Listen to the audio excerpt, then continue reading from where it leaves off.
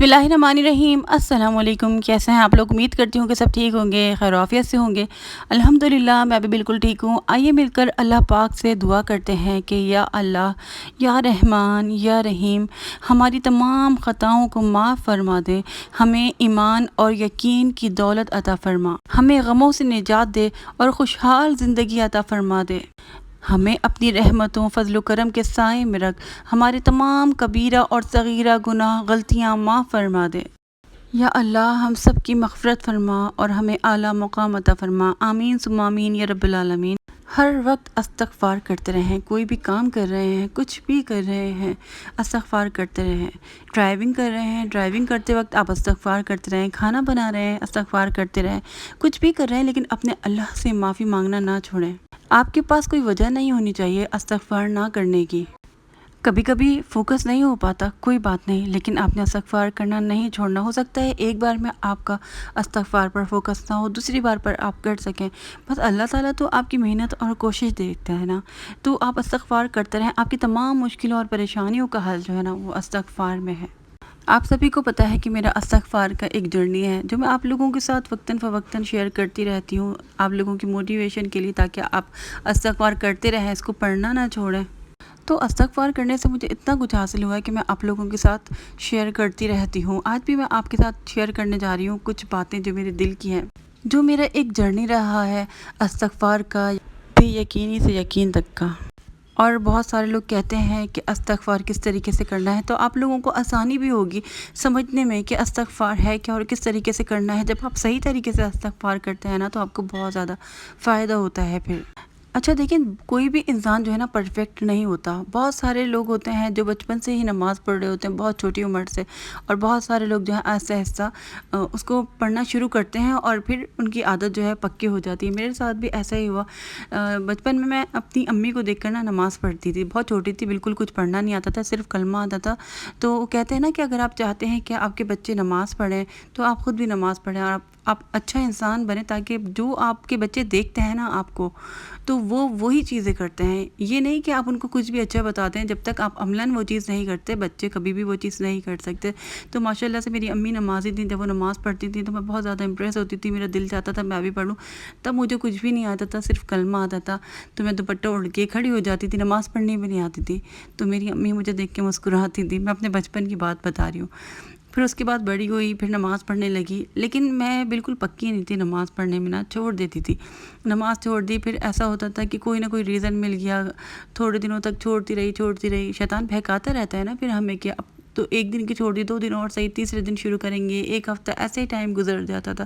लेकिन मेरी अम्मी मुझे बहुत बोलती थी कि नमाज़ पढ़ो। कभी कभी मुझे बुरा लगता था, क्योंकि मैंने लोगों से ये चीज़ सीखी थी, ये हमारा और अल्लाह ताला का मामला है नमाज का।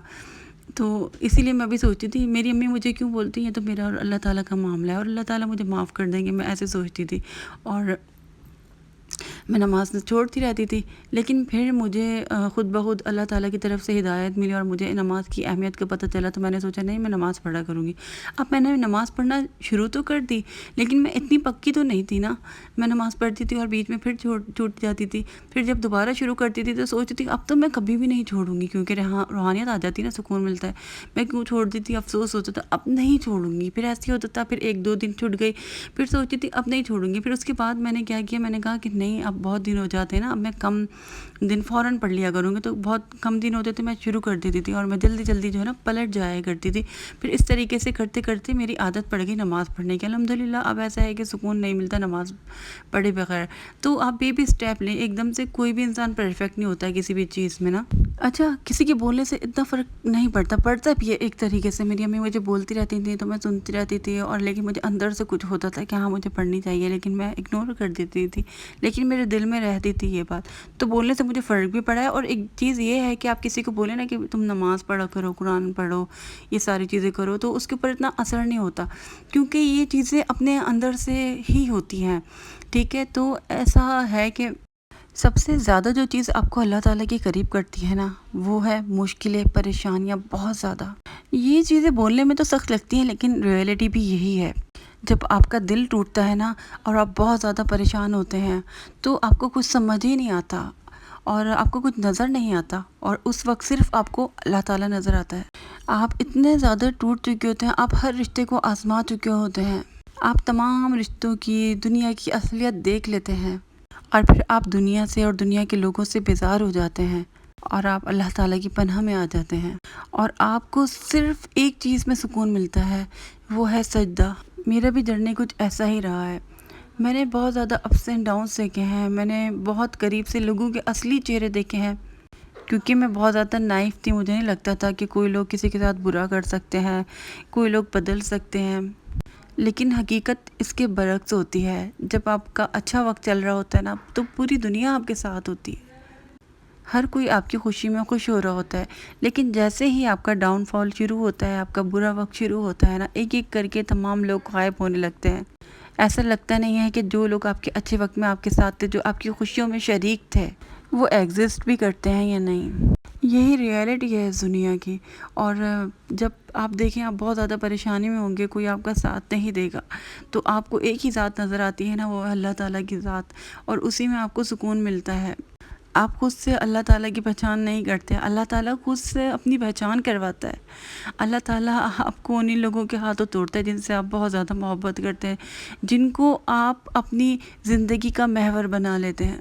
اللہ تعالیٰ ہر رشتوں کی حقیقت ہمیں دکھا کر بولتے ہیں، اب بتا کون ہے تیرا میرے سوا، اور ہمارے دل سے ایک ہی آواز آتی ہے کہ یا اللہ تیرے سوا کوئی نہیں ہے، اللہ تعالیٰ تیرے سوا کوئی نہیں ہے جو ہماری پکار سنے، اللہ تعالیٰ تیرے سوا کوئی نہیں ہے جو ہماری مدد کر سکے۔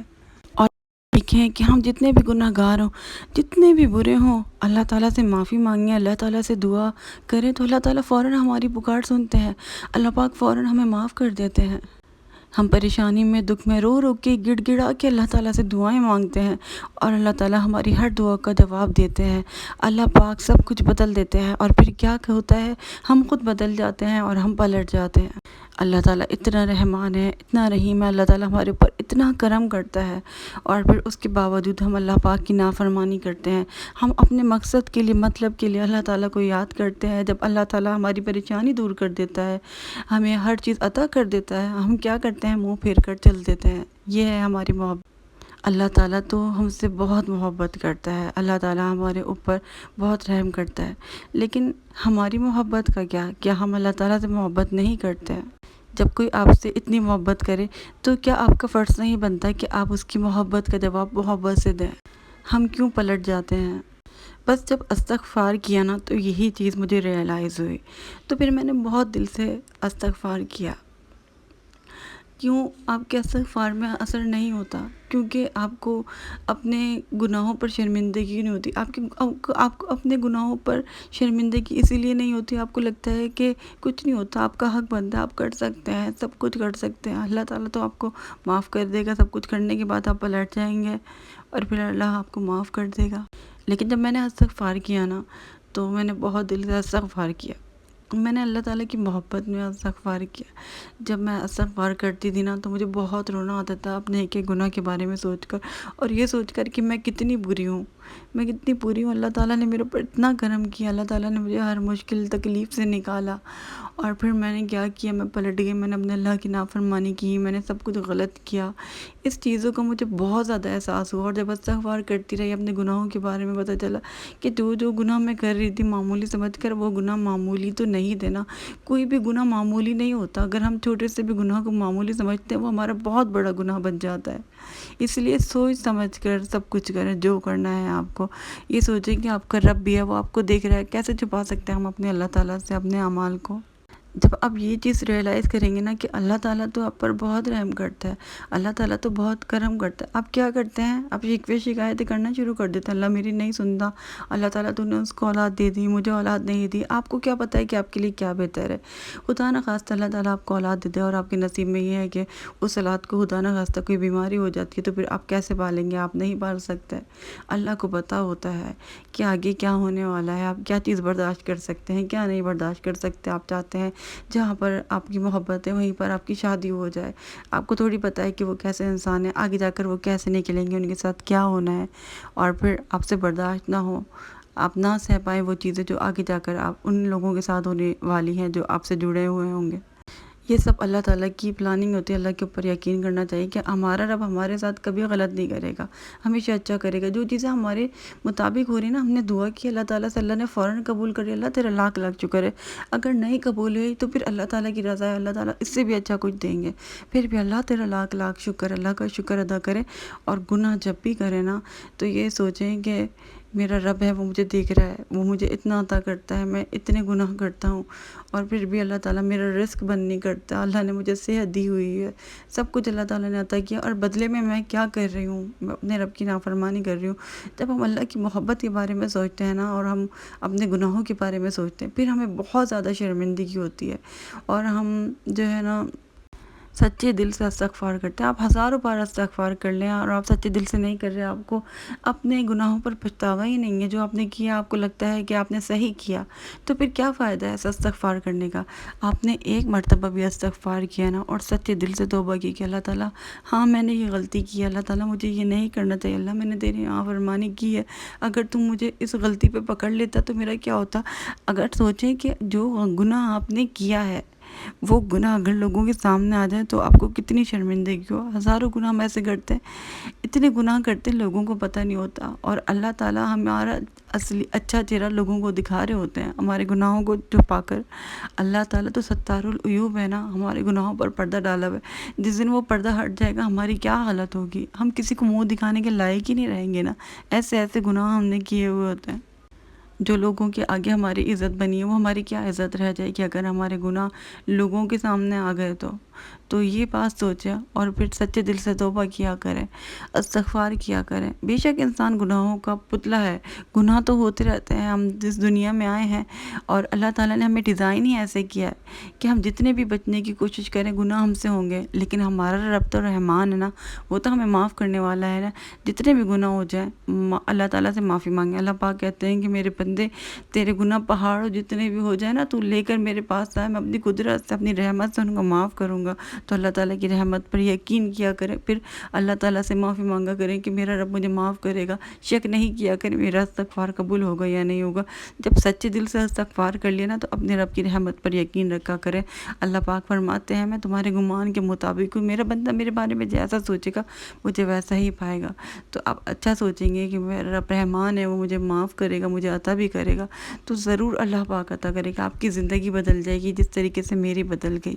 میرے اندر سکون آ گیا استغفار کرنے سے، توکل آ گیا، اتنی ساری اچھی چیزیں ہو گئیں۔ میں نے بہت زیادہ دل سے اور یقین سے کیا، چاہے میں بہت اچھی انسان نہیں ہوں گی، شاید میں پرفیکٹ مسلمان بھی نہیں ہوں، میں بہت گناہ گار ہوں، میں اپنی تعریف نہیں کروں گی، اللہ تعالیٰ کو پتہ ہے کہ ہم سب کیا ہیں، ہم سب ہی گناہ گار ہیں، لیکن جب بھی میں اللہ سے معافی مانگتی ہوں نا تو میں بہت زیادہ شرمندہ ہو کے اور رو کر معافی مانگتی ہوں، اور اللہ تعالیٰ جو ہے نا ضرور قبول کرتے ہیں، کیونکہ مجھے نشانیاں نظر آنی شروع ہو جاتی ہیں، میری زندگی میں اچھی چیزیں ہونی شروع ہو جاتی ہیں۔ انشاءاللہ آپ بھی ایسے ہی کریں گے۔ مجھے اجازت دیجیے گا۔